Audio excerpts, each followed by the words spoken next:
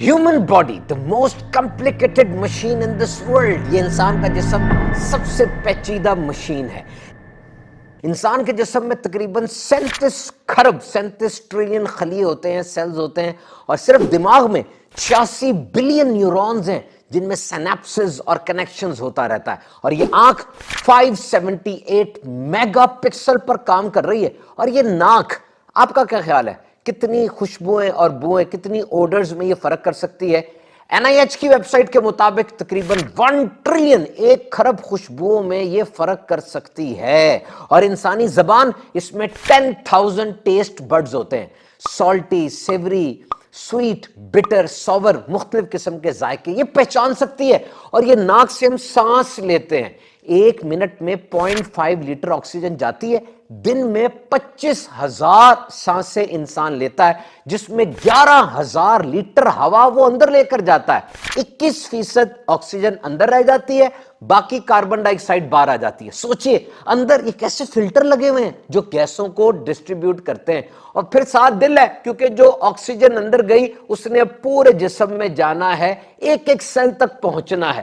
یہ دل ایک دن میں 1,15,200 مرتبہ دھڑکتا ہے. اور جو بابا جی 80 سال کے ہو کے فوت ہوئے، ان کا دل 1 ارب سے زیادہ مرتبہ دھڑک چکا ہے.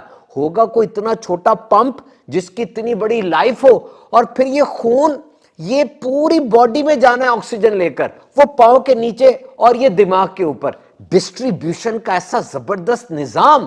اور یہ جگر 500 مختلف کام کر رہا ہے. یہ گردے دن میں 200 لیٹر خون کو فلٹر کر رہے ہیں. اور یہ آپ کی ہڈیاں، جب پیدا ہوئے تھے نا 270 ہڈیاں تھیں، اور اب بڑے ہو گئے تو یہ 207 بن گئی، باقی ساری فیوز ہو گئی، اندر گھس گئی.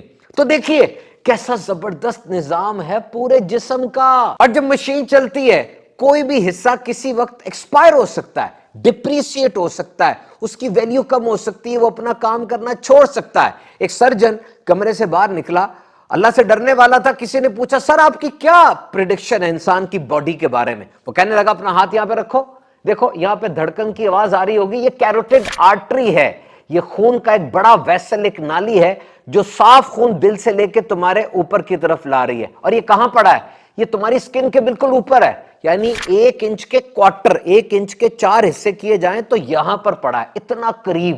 کوئی بھی حادثہ ہو سکتا ہے، کوئی ڈور پھر گئی، کوئی ویسے چیز لگ گئی، ایک دم سے یہ ویسل کٹے گا، خون کا فوارہ ہوگا. ایمبولنس آنے سے پہلے یا ہسپتال بھی جانے سے پہلے کوئی بہت بڑا واقعہ ہو سکتا ہے.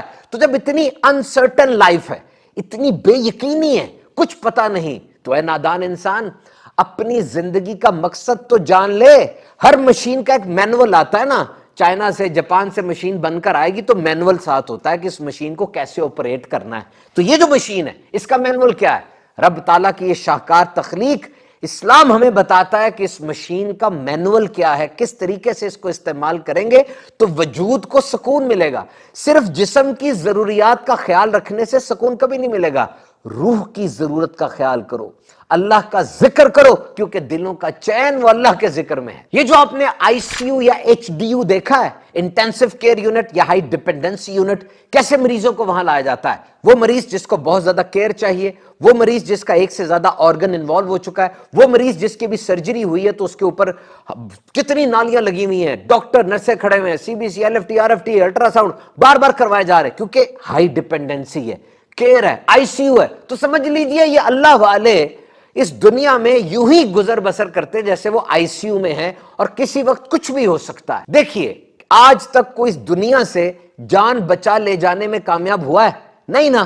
تو ساری جان لگا دیں، جو کام بھی آپ کر رہے ہیں، جو عبادتیں آپ کر رہے ہیں، جو کام آپ کر رہے ہیں، جان لگا دیں، کیونکہ موت کا کوئی پتہ نہیں کس وقت آ جائے. تو جو نوالا آپ کھا رہے ہیں، یا جو اپنے بچے سے آپ گلے مل رہے ہیں، یا جو نماز آپ پڑھ رہے ہیں، جو سخاوت آپ کر رہے ہیں، ہو سکتا ہے یہ وہ آخری کام ہو.